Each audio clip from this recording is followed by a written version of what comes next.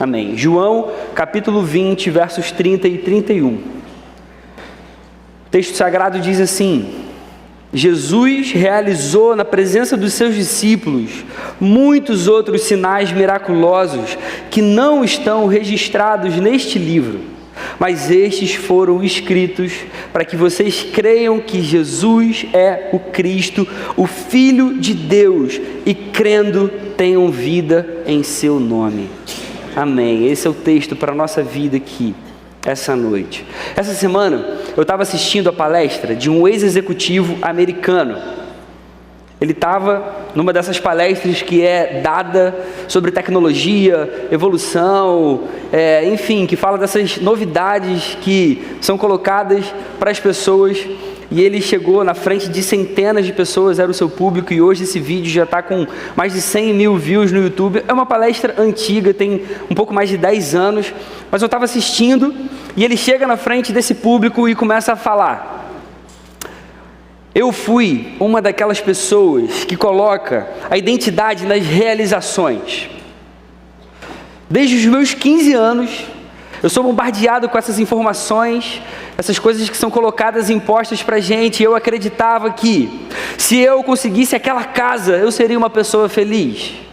Se eu conseguisse aquela grana, eu seria uma pessoa feliz. Se eu realizasse todos os meus sonhos, eu seria uma pessoa muito feliz. Ele conta que ele acreditava nisso de verdade. E ele diz: eu conquistei todas essas coisas. Eu realmente me tornei uma pessoa muito rica, bem-sucedida. Eu conquistei tudo. E realmente eu pensava que quando eu conquistasse todas essas coisas, eu seria imensamente feliz. Ele para, faz um silêncio e diz: mas eu não fui feliz. Eu conquistei todas essas coisas, mas eu não fui feliz como me contaram. E ele conta que um dia ele se pega deitado na sua cama e ele fala: eu tinha mais dinheiro do que 99% da população do planeta, acreditando que se eu chegasse nesse nível, eu seria realmente uma pessoa feliz. E em lágrimas ele se vira para sua esposa e fala: o que aconteceu? Por que eu não fui feliz de verdade? E ele conta na sua palestra que ele começa então a refletir sobre isso. E ele tenta achar respostas, apesar dele não ter encontrado em lugar nenhum. E ele observa uma coisa que é muito interessante. Ele diz: por todos os lugares por onde eu vou para dar as minhas palestras, em qualquer lugar, em tudo o que eu observo, existe um desejo que parece que é universal. Todo tipo de gente, alto, baixo, magro, gordo, branco, negro, amarelo, homem, mulher, de todas as partes do mundo, todos desejam que o mundo seja um lugar melhor. Todos nós queremos que as coisas sejam melhores do que elas são agora. Todos nós queremos que as coisas sejam melhores para a nossa família, para os nossos filhos. Todo mundo quer que as coisas melhorem para si mesmos, para a próxima geração. E até aí ele fala de um jeito tão cativante. Ele tinha roubado completamente a minha atenção. Estava muito legal a palestra dele. Eu fiquei totalmente interessado para onde ele estava conduzindo. Mas infelizmente ele não conhecia Jesus. Ou pelo menos ele falava como quem não conhecesse. Ele confessa no meio da sua palestra, que estava maneiríssima, que ele não tem uma resposta para dar sobre como nós podemos ser melhores. E aí ele simplesmente apresenta ali uma ideia de todos então tentarem melhorar um pouquinho a cada dia. E ele realmente acreditava que se todo mundo se propusesse a fazer isso, o mundo seria de fato um lugar melhor. Eu confesso que isso me frustrou um pouquinho, mas isso é o que se espera de alguém que não tem uma cosmovisão bíblica. A grande questão é que no mundo caído, a gente nunca consegue melhorar por nós mesmos. O pecado faz de nós seres maus, ruins por natureza. Nós somos pecadores desde que nascemos. Por isso, o que a gente mais precisa é de um Salvador, alguém que nos ajude a sair dessa condição. E é aí que a gente vê como o Evangelho é surpreendente. Ao mesmo tempo que é simples, é poderoso e suficiente. Ao mesmo tempo que se trata de uma notícia, essa notícia pode satisfazer completamente o nosso coração e trazer verdadeira alegria. Aquela alegria que esse ex-executivo americano tanto buscava, e todos os seres humanos tanto desejam, e a humanidade precisa desesperadamente. A gente está aqui diante de um trecho da Bíblia que traz para a gente uma solução para a necessidade de felicidade que a humanidade tem. E não só de felicidade, mas também de propósito, de satisfação, de realização, de plenitude. O que o apóstolo João escreve a respeito de Jesus, ele escreve para que nós creiamos que Jesus é o Cristo, o Filho de Deus, e crendo nós tenhamos vida em seu nome. Irmãos, essa é a essência do Evangelho. E por que crendo nós encontramos vida? Porque todos nós estávamos mortos em pecados, nós éramos inimigos de Deus, nós estávamos cegos e nus. E como nós poderíamos reverter essa situação? A gente não poderia, não existia outra forma. Jesus, sendo perfeito, o próprio Deus encarnado, dá a vida no nosso lugar naquela cruz, e ele se torna um sacrifício perfeito. E ele mesmo vai ensinar que todos os que creem nisso encontram vida em seu nome. Se eu pudesse conversar com aquele ex-executivo, triste, tentando achar uma solução para o propósito da sua vida, eu perguntaria para ele: e se eu te mostrasse então algo simples, suficiente, e que satisfizesse completamente os anseios mais profundos da sua alma? E eu apresentaria o Evangelho para ele, porque essa é a melhor e única solução para as nossas almas. João registrou muitas coisas que ele viu com os próprios olhos Jesus realizar. Ele viu muitas obras de Jesus, muitos milagres, muitas curas, muitos ensinamentos. Mesmo assim, ele não foi capaz de relatar tudo, porque tudo seria muita coisa. Por isso ele vai dizer no último verso lá do Evangelho, João 21, 25, Jesus fez também muitas outras coisas. Se cada uma delas fosse escrita, penso que nem mesmo no mundo inteiro haveria espaço suficiente para os livros que seriam escritos. Irmãos, tudo que a gente lê no Evangelho já é fascinante. E se aquilo que a gente leu, que ele registrou, já deixa a gente impressionado, imagina se nós tivéssemos sido uma testemunha ocular, como foram esses primeiros discípulos. Mas o que foi registrado é suficiente para que nós saibamos que Jesus é Deus. E se nós crermos nessa verdade, entendendo por que ele foi para uma cruz, nós vamos encontrar vida. Igreja querida, a vida de Jesus é fascinante, o Evangelho é fascinante. Por isso eu queria destacar aqui, nessa noite, 3 coisas que a gente vai aprender nesse trecho. Eu quero falar da simplicidade do Evangelho, eu quero falar da suficiência das Escrituras e da satisfação que a gente pode ter somente em Jesus Cristo. Então, em primeiro lugar, a verdade do Evangelho, apesar de simples, é suficiente para a salvação. Essa é a simplicidade do Evangelho. A verdade do Evangelho, apesar de simples, é totalmente suficiente para a salvação. Olha o que João registra. Jesus fez muitos outros sinais miraculosos, mas que não foram registrados. Mas esses que eu já escrevi, eles foram escritos para que vocês creiam. Jesus fez muita coisa, ele deve ter feito mesmo assim, muita coisa. E João está dizendo aqui, olha, a gente viu e testemunhou muito mais do que eu estou contando para vocês aqui. Mas isso que eu já contei para vocês é totalmente suficiente para que vocês creiam e tenham vida. Sabe quando você está lá no seu trabalho? E aí você está tentando apresentar um projeto para o seu chefe, para o seu gerente, para o seu diretor. Ou então quando você está vendendo algum produto, algum serviço, você tenta mostrar todos os benefícios daquilo ali, para tentar ser convincente, não é verdade? Você quer mostrar todas as coisas boas, você quer mostrar tudo aquilo que aquele produto, serviço, aquele plano é capaz de fazer para a empresa. Você tenta exaurir todas as possibilidades para mostrar que aquilo ali vale a pena. No Evangelho, isso não é necessário. Você não precisa mostrar tudo a respeito de Jesus.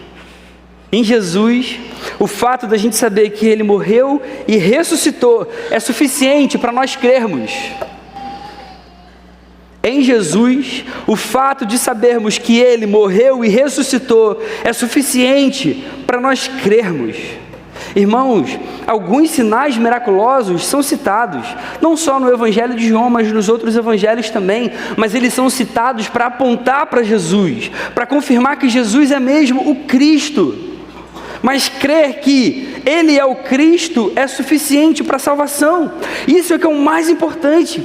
Eu e você não precisamos saber tudo o que Jesus fez quando viveu entre nós. É claro que se a gente pudesse saber todos os detalhes da sua vida, isso deve ser uma coisa extraordinária. Mas o que a gente precisa efetivamente saber, já foi dito, já foi relatado, já foi registrado. Ele veio, morreu e ressuscitou por mim e por você. Isso é o que a gente mais precisa. E para isso, nós precisamos depositar apenas a nossa fé nele. E não significa que o que ele fez foi algo pequeno, superficial, não. O que Jesus fez por nós naquela cruz foi um acontecimento histórico, foi o maior acontecimento da história da humanidade.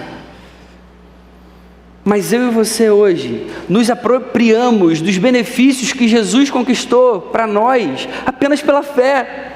Irmãos, isso é incrível demais a respeito do Evangelho.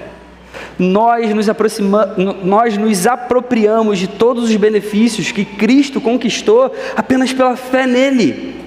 A vida cristã diz muito mais respeito ao poder salvífico de Cristo do que ao tamanho da nossa fé ou à qualidade da nossa fé.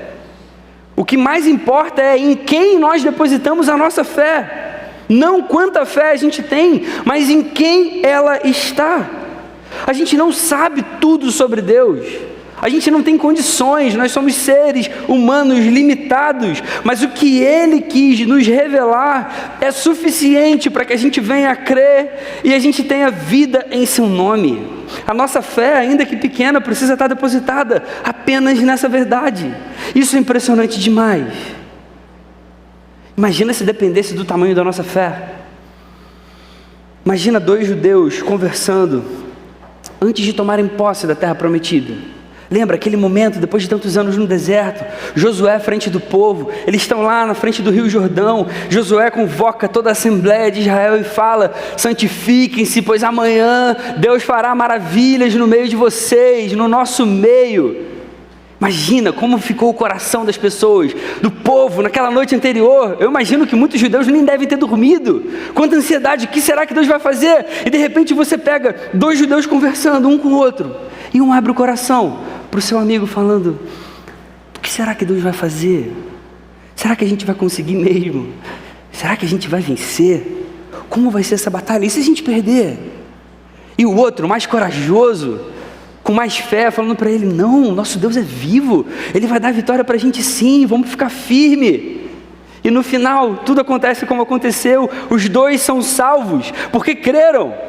O que reconheceu o medo e o que foi mais corajoso, os 2 fazem parte do povo. A salvação não depende do tamanho da nossa fé, depende de em quem nós depositamos a nossa fé. Por isso que Jesus vai ensinar para a gente no Novo Testamento, que se a gente tiver fé do tamanho de um grão de mostarda.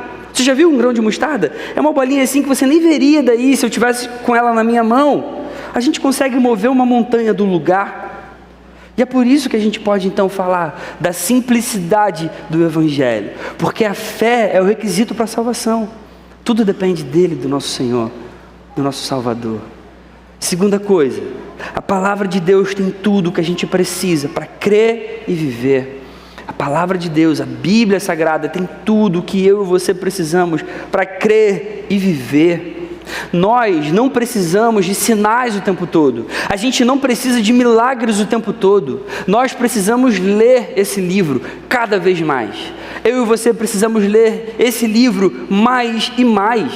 A gente acabou de ler, olha, Jesus fez muitas outras coisas impressionantes, mas os sinais que eu já relatei são suficientes para que vocês creiam que Jesus é o Cristo. João está dizendo para a gente aqui que o que ele relatou sobre Cristo é suficiente para a gente crer e para a gente ter vida. Irmãos, o Evangelho de João tem 21 capítulos.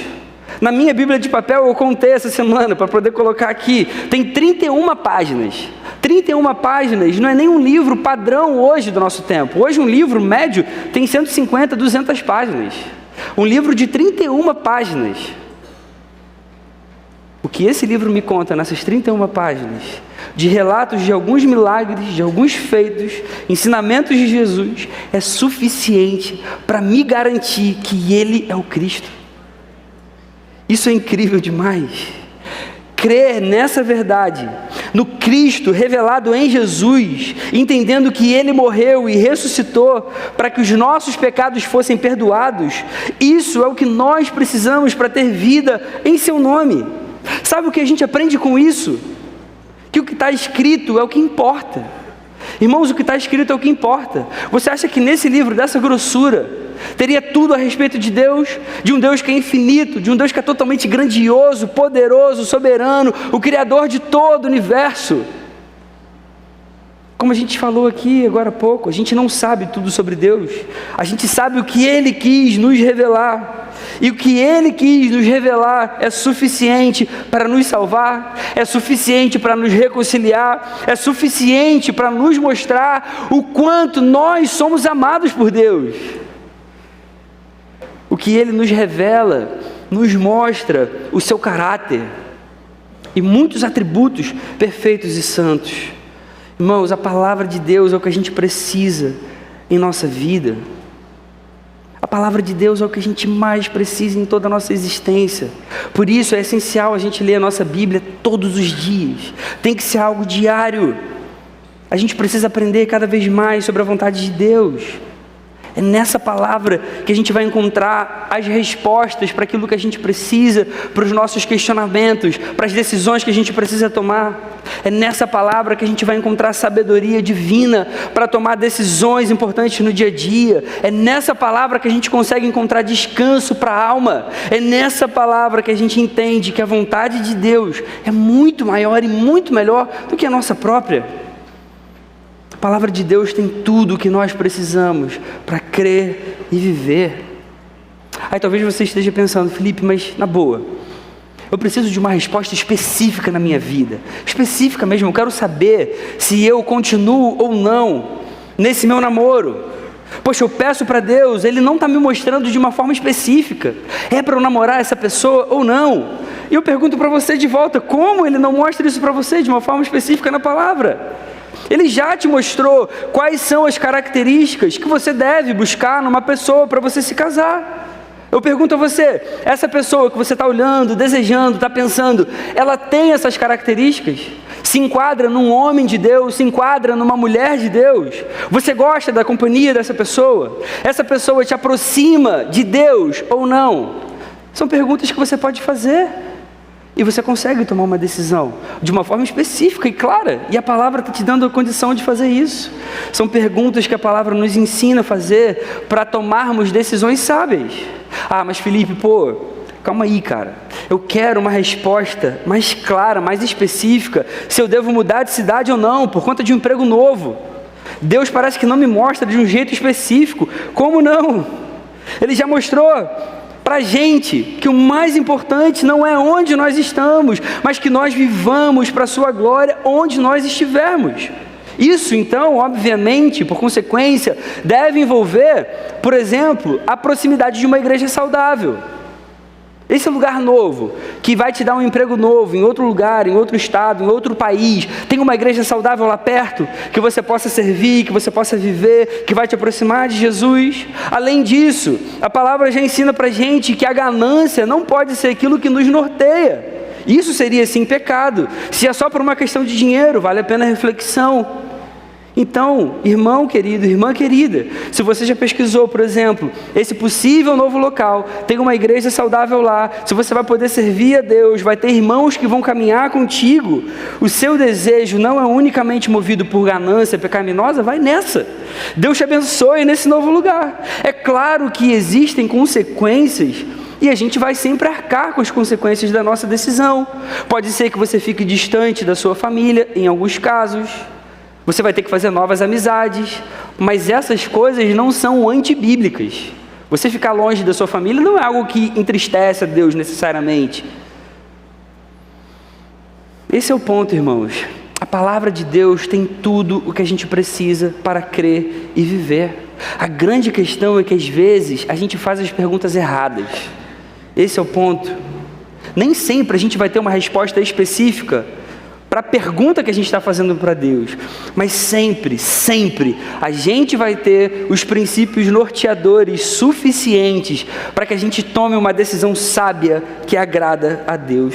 Uma vez um pastor falou: você é mais livre do que você pensa.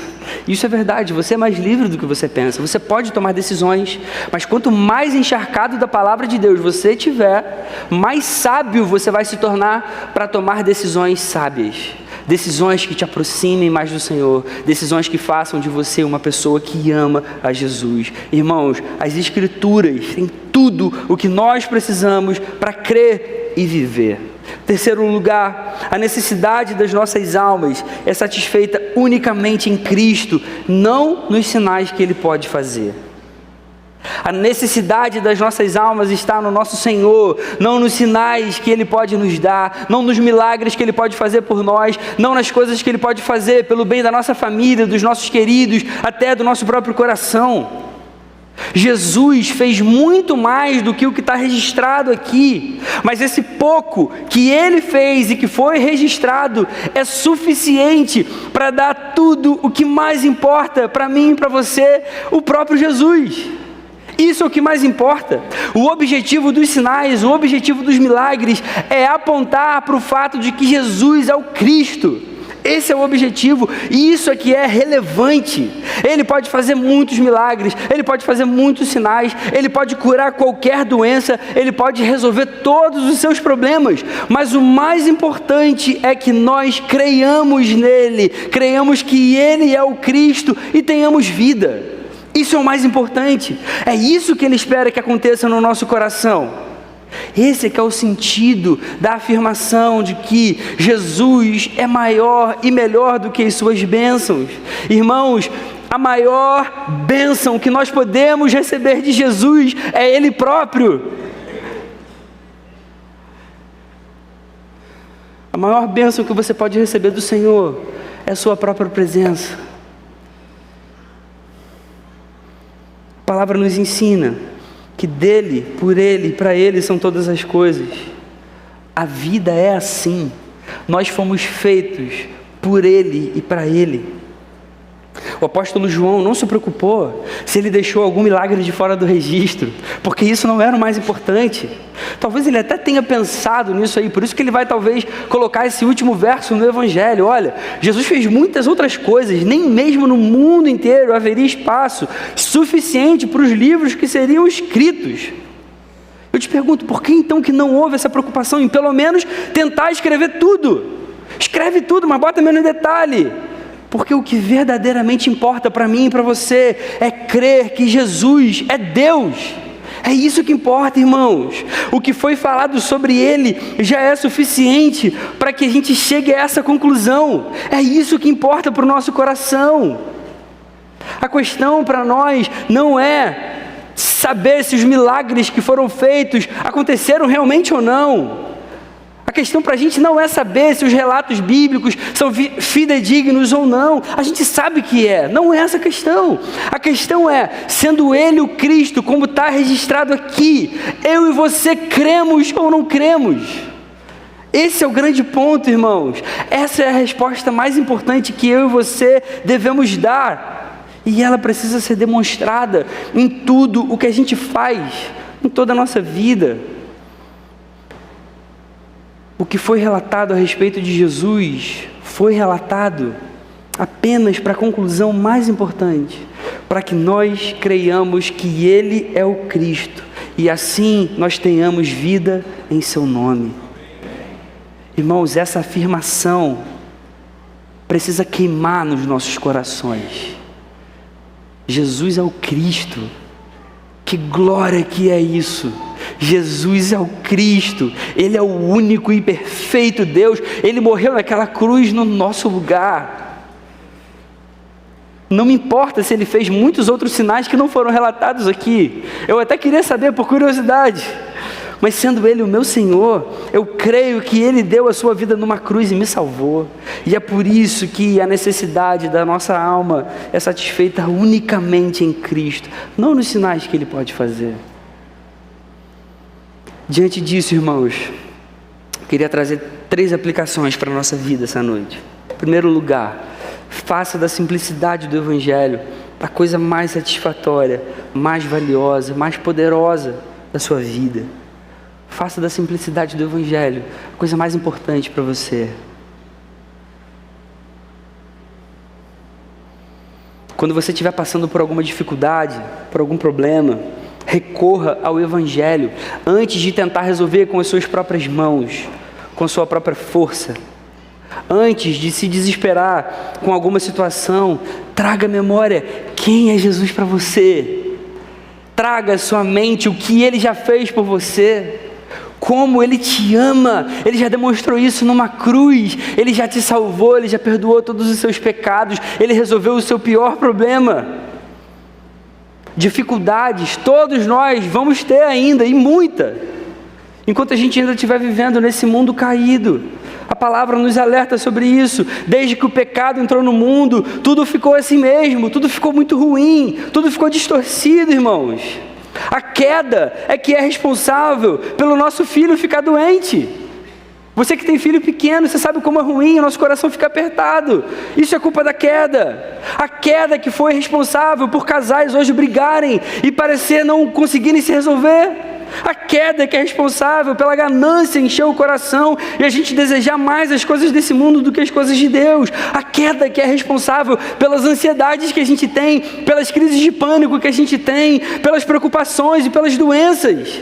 Mas irmãos, Jesus veio, Jesus já veio, Ele já deu a vida por você, Ele te amou, Ele já morreu e ressuscitou, e quando Ele deu a sua vida na cruz, Ele levou todos os nossos pecados e também todas as nossas ansiedades, todos os nossos medos e preocupações.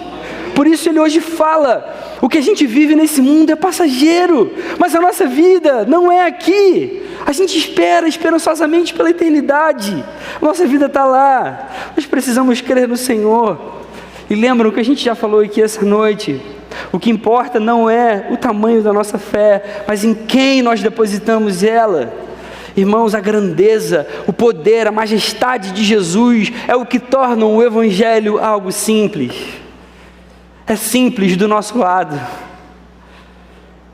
Faça da simplicidade do Evangelho a coisa mais satisfatória, valiosa e poderosa da sua vida. Segunda aplicação, faça da palavra de Deus a única fonte de resposta para as situações da sua vida. A gente falou, irmãos, a palavra tem todas as respostas para todas as questões da vida. Eu acho que a questão é que a gente precisa aprender a fazer as perguntas certas diante da palavra. Eu, pelos gabinetes que eu tenho feito, pelas conversas que eu tenho com as pessoas, tenho percebido muito isso. A maior dificuldade das pessoas é fazer as perguntas certas. Porque, por exemplo, diante de situações como a escolha de alguém para namorar e se casar, a pergunta que a gente sempre faz, eu já fiz muito isso, será que essa pessoa é a pessoa certa para eu me casar? A gente pode fazer uma outra pergunta. A gente pode perguntar, será que ela vivem de acordo com a palavra de Deus? Será que ele ou ela amam o Senhor, vão me aproximar de Deus? Eu vou viver uma vida maravilhosa indo em direção a Cristo? Diante de um emprego novo, geralmente a gente pergunta, será que Deus quer isso para mim? Muitas vezes Deus não vai dar uma resposta específica para a gente deveria perguntar, será que eu vou conseguir manter meu caráter, meu coração, minha integridade, minha assiduidade na minha igreja local, nesse novo emprego, se eu aceitar? São essas perguntas que a gente deveria fazer. Será que eu vou continuar sendo um crente verdadeiro e vou glorificar a Deus ainda mais nesse novo lugar? São as perguntas que nós devemos fazer, irmãos. Quanto mais perto de Deus nós estivermos, mais nós vamos desejar viver de acordo com a vontade dEle. E isso, inevitavelmente, vai impactar todas as áreas da nossa vida. Quando a gente estiver diante de cenários complexos, a pergunta que nós precisamos fazer precisa nos levar a: o que a palavra me diz sobre isso? O que ela já me apontou sobre isso? Quanto mais nós lermos e buscarmos, mais sábios nós vamos ser para tomar decisões simples ou complexas, das menores às mais importantes. Até mesmo para a gente aprender a fazer as perguntas corretas, nós vamos precisar das Escrituras nos orientando. Esse é o segredo, queridos. Faça da palavra de Deus a única fonte de resposta para todas as situações da sua vida. Terceiro, descanse e encontre o prazer da sua alma na presença de Cristo. A gente precisa aprender a descansar na presença de Cristo, a amar a presença de Cristo. Tem muita gente que fica muito triste, muito frustrada, porque ainda não achou alguém para se casar. Tem muita gente que fica triste, porque parece que não consegue ser reconhecido pelo que faz no dia a dia, no trabalho, dentro da família. Tem muita gente que vive triste, frustrada, porque não consegue ganhar mais dinheiro, porque ainda não conseguiu comprar a sonhada casa própria. Igreja querida, enquanto a gente não entender que o prazer da nossa alma é encontrado somente em Jesus Cristo, outras coisas vão roubar esse lugar do coração que deve pertencer somente a Ele. Não é o trabalho que vai te satisfazer, não é o sexo que vai te satisfazer, não é a popularidade nas redes sociais que vai te satisfazer, não é o dinheiro que vai te satisfazer, não é o salário maior, uma promoção no seu emprego, uma carreira bem-sucedida que vai te satisfazer. As necessidades mais básicas da vida foram criadas por Deus para serem assim mesmo, necessidades, porque Ele é o provedor e Ele quer prover enquanto a gente viver. Ele criou dessa forma. As necessidades da vida não foram criadas para serem marcas da nossa identidade. Muitas vezes a gente cria a nossa identidade de acordo com as necessidades da vida. E a gente se considera um grande profissional, tal, quando na verdade a gente deveria se ver como filho amado de Deus, tendo dinheiro ou não, conquistando algo ou não, irmãos. Quando a gente lê Mateus 6, versos 31 ao 33, o próprio Jesus diz: não se preocupem dizendo, que vamos comer, que vamos beber, que vamos vestir. O Pai Celestial sabe que vocês precisam dessas coisas. Ele conhece a sua vida, Ele sabe dos desejos mais profundos do seu coração. Busquem em primeiro lugar o reino de Deus e a sua justiça, e todas essas coisas vão ser acrescentadas. Ele vai dar, Ele prometeu, Ele te conhece, Ele te ama, Ele não vai deixar faltar nada que você precisa. A gente precisa aprender essa verdade, irmãos. A vida vai ser tão mais prazerosa e feliz. A nossa alma só encontrará descanso verdadeiro em Cristo. Só Ele pode satisfazer o nosso coração perfeitamente. Só Ele pode saciar a nossa sede, a nossa fome. Igreja querida, o que está escrito aqui nos basta, porque tudo o que está escrito aqui nos apresenta a pessoa de Jesus Cristo. Irmãos queridos, Ele é Rei dos reis, Senhor dos senhores, Ele é o Cordeiro de Deus, Ele é a ressurreição e a vida, Ele é o pastor das nossas almas, Ele é homem de dores, Ele é o cabeça da igreja, Ele é mestre, Ele é testemunha fiel e verdadeira, Ele é a rocha, Ele é o sumo sacerdote, Ele é tudo em todos, Ele é água viva, Ele é o pão vivo que desceu do céu, Ele é o alfa e o ômega, Ele é o início e o fim, Ele é o Messias, Ele é totalmente santo, Ele é o amado das nossas almas, Ele é a luz do mundo, Ele é o resplendor da glória de Deus, a expressão exata do ser de Deus, Ele é Salvador, Ele é o autor e consumador da nossa fé. Ele é o Todo-Poderoso, Ele é o Leão de Judá, a raiz de Davi, Ele é maravilhoso conselheiro, Pai eterno, Deus poderoso, príncipe da paz, Ele é Emanuel, Deus conosco, Ele é o grande eu sou, Ele é o caminho, a verdade e a vida, Ele é a imagem do Deus invisível, o primogênito de toda a criação, pois nele foram criadas todas as coisas, nos céus, na terra, as visíveis, as invisíveis, todas as coisas, tudo aquilo que a gente enxerga, foi criado por Ele e para Ele. Ele é o Cristo, Ele é o Filho de Deus, Ele é aquele que, embora sendo Deus, esvaziou-se a si mesmo, vindo a ser servo, e foi para uma cruz. Ele foi por você, Ele foi por mim. Por isso Deus o exaltou à mais alta posição, e lhe deu o nome que está acima de todo nome, para que ao nome de Jesus se dobre todo o joelho, nos céus, na terra e debaixo da terra, e toda língua confesse que Jesus Cristo é o Senhor, para a glória de Deus Pai.